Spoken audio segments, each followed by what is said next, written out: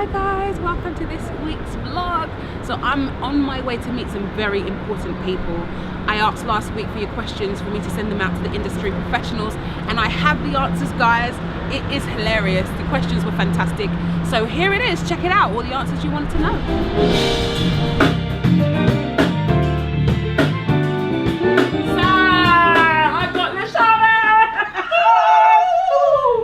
Sharlene Hector.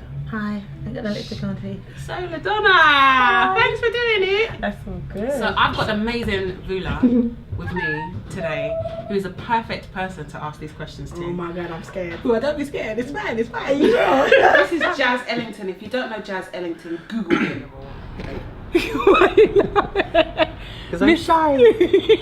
Mr. Brendan Reilly, everybody. Hello, everybody.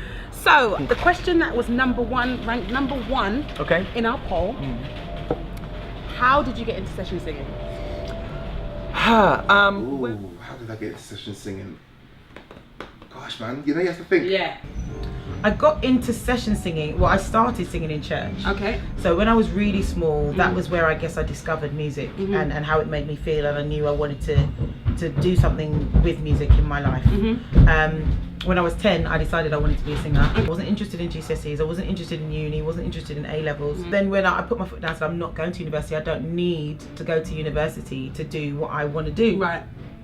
And then through the church circuit, there was a lady called Angela, and she worked for a session company called Tough.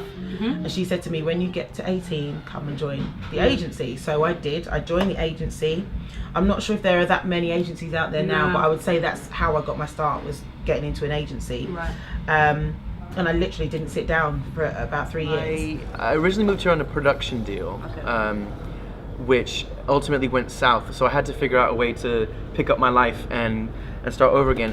And it was through people that I had been working with and that I had met on the scene in London, who kind of gave me the chance to prove myself on gigs. And then it's a reputation that you grow, and ultimately piece by piece you build a career. Okay, so I went Brit school. Everything I've ever done is music. Yeah. I from secondary school to Brit school to teaching music, teaching choirs in many school forms, and then went into arranging and stuff. Right. And you know, my family surrounds music and stuff, so getting the call to do to sing, be a part of this choir, be a part of this 5-piece collective vocal ensemble and stuff, and from there you kind of get called. If people like you, they will, that person's easy to work with, or I like working with that person, or that one's really we can get a really good sound. And then it kind of goes from there, and you kind of get called for different things from different people when they've heard that Jaz is singing, so Jaz is good with parts and stuff. And I'm sure everybody said the same thing. It's around that kind of thing, really. So networking. Yeah. So from the time you started kind of putting yourself out there to the point where you thought, okay, I'm in, what kind of time frame are you talking? I know it's different for everyone, but for you? I don't think I'm there or anything, but it was about people started to know my name after about 5 years.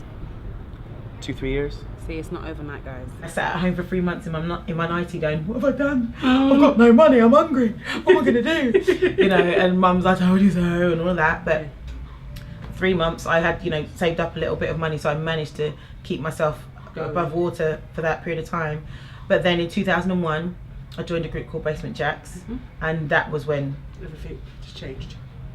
Gone clear. Yeah. So, this is a personal, non-personal question. Okay. How long have you ever waited to be paid? I know. I will win this one. Okay. I will win this one. You finished? I wonder. Go for it. 5 years. What? I haven't been paid yet for something. Yes. 5 years. 5 years.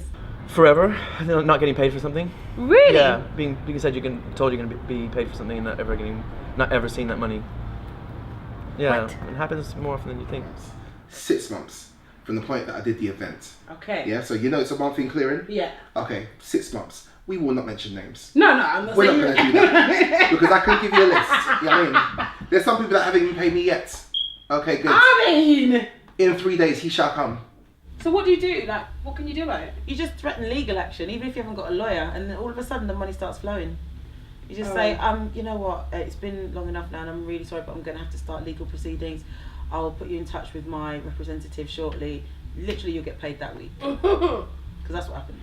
So obviously you're a BV and you've done BVs and sessions and stuff, and you are an artist in your own right. What's the differences between the two of those things, or the two of those roles?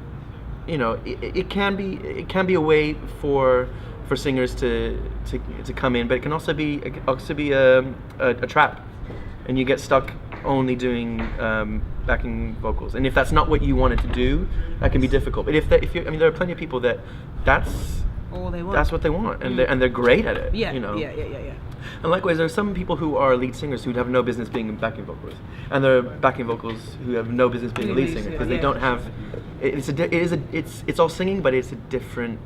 There's a different approach. It's a different approach. Yeah. You know, one is more like blending and being in, and being part of a team, and one is being that, that Freddie Mercury, that Beyonce.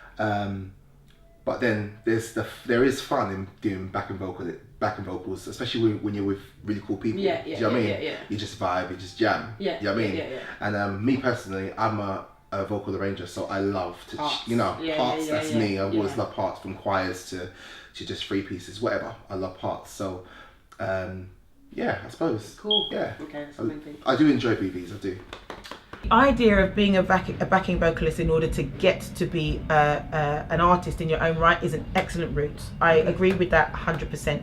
Only because what happens is sometimes if you don't learn, being a backing vocalist, I have learned a lot about the industry just from watching what happens and how I'm treated, and how people behave around me and around artists. You get to see a lot.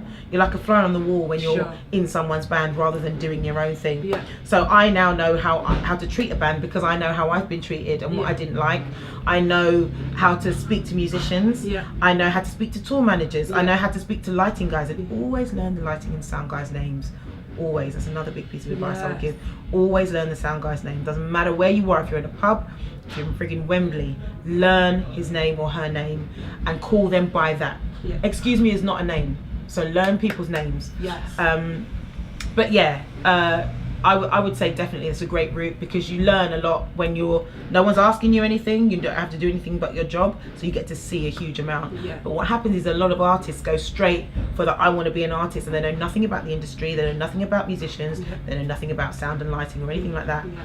But if you go the backing vocalist route or the band member route, you learn a huge amount. Right. So yeah, I think that's a good route. Yeah. What thing did you not anticipate before you started doing this job? What did you not expect, or what things came up that you had to do that you didn't realise was part of being this kind of a session artist, whatever? What things came up? Okay, there's a few things. I'm going to try and get them out nicely. Yeah. I didn't realise that I would get used to disappointing my family members. You spend a lot of time missing people's weddings, missing people's birthdays. I spent Christmas in Russia one year, but that was by choice. I will never do that again. You learn what's important, and I remember when I first started out with Basement Jaxx, there were a couple of gigs where I had agreed to go somewhere with my mum, and I didn't understand, this is work, this is time, this is money, people have invested a lot. If you don't do the gig, it's a problem, basically. When you're a lead singer in a band, that's kind of what it's like. But I didn't realise that it would become second nature to be like, sorry mum, I know we're supposed to be going to Colombia, but I can't make it. It becomes normal. There are some instances where people will just change who they've got on the gig, like change you and put someone else on that gig. Do you know what I'm saying? What, permanently? Yeah, that's a real thing. A thing that I did not anticipate. Yeah. It's that time of the morning. Yeah. Was like, obviously we know it's a job, we understand we're doing what we enjoy. Yeah. And we understand the payment terms of turnaround of like 30 days. It's normal standard turnaround. Yeah. That we don't have that steady income coming. Yeah. I mean, some months will be raging. Yeah. And some months will be like, okay, cool. Where's the St. Jude's Basics beans, please? You know what I mean? Little fish fingers. You know what I mean? You know what I mean? Before you get into this business, make sure you know that it's peaks and drops. It peaks and drops. You know what I mean? I mean, for you, I'll speak for myself, but for me, speak for myself. Yeah. January sometimes is dead. It's a standard thing that January is dead. Nothing going on. No work. Do you know what I mean? Yeah. Generally. But December is nice. December's nice. So it's like, yeah. You have to balance it out, yeah. So I'm very excited. So I'm going to do a quick fire round with you. Okay. The first answer that comes to your mind, I want you to just blurt it out. Okay. No censors, no filters. Okay. No swearing? No swearing. No swearing. Pressure. Are you ready? No. Boom, boom. Boom. Okay. All right, here we go.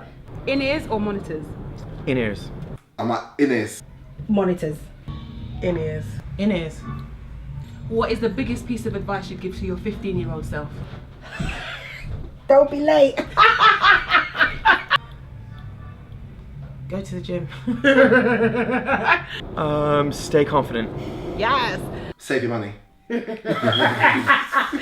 Learn your craft and keep practicing, and don't get bored of practicing because you're continuously going to need it. Who's the biggest artist you've worked with? Oh my God, I can't do that quick.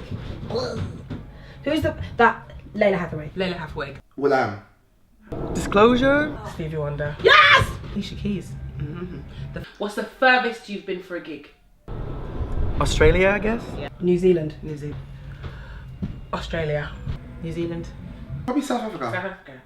If you were not a singer, what would you do? Whoops, makeup.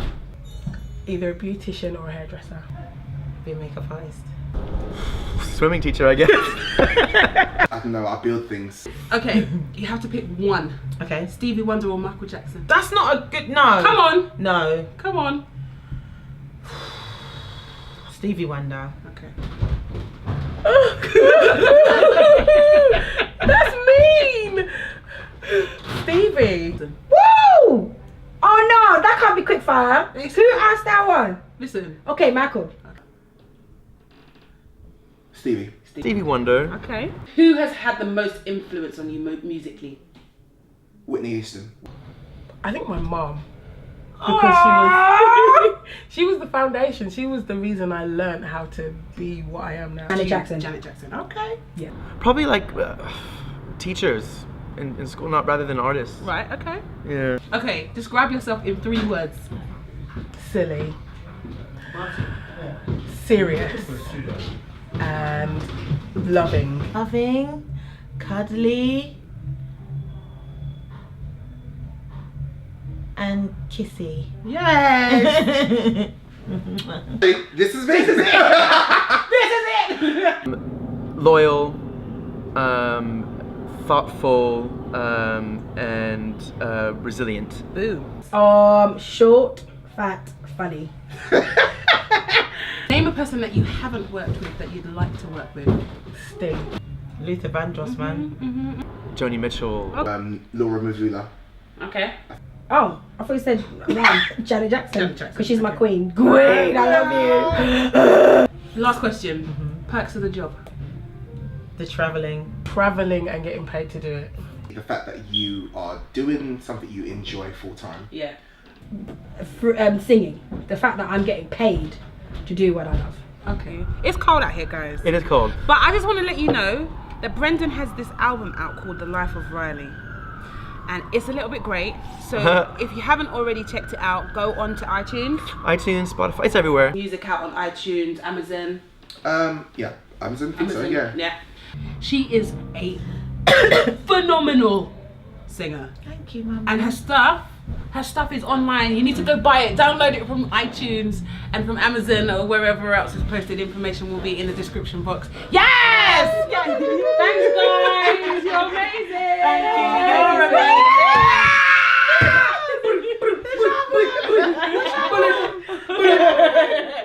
I just crowd surfed for the first time. Thanks for watching, guys. Hope you enjoyed this week's video. So next week I will be doing my first Christmas gig. It's beginning to look a lot like Christmas. So join us next week. Hit the subscribe button below. Hit us up on our social media. We can't wait to see you. But until next week, bye! LaSharVu, everybody!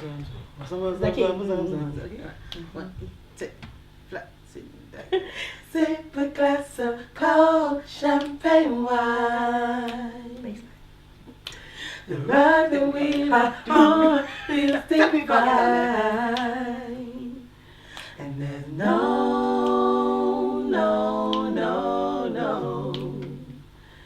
I relate. Yeah, yeah. Listen, low notes. We two.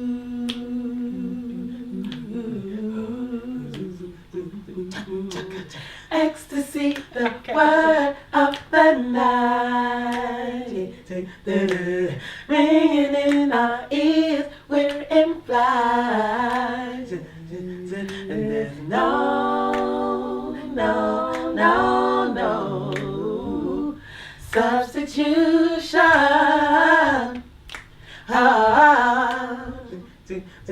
for what we had.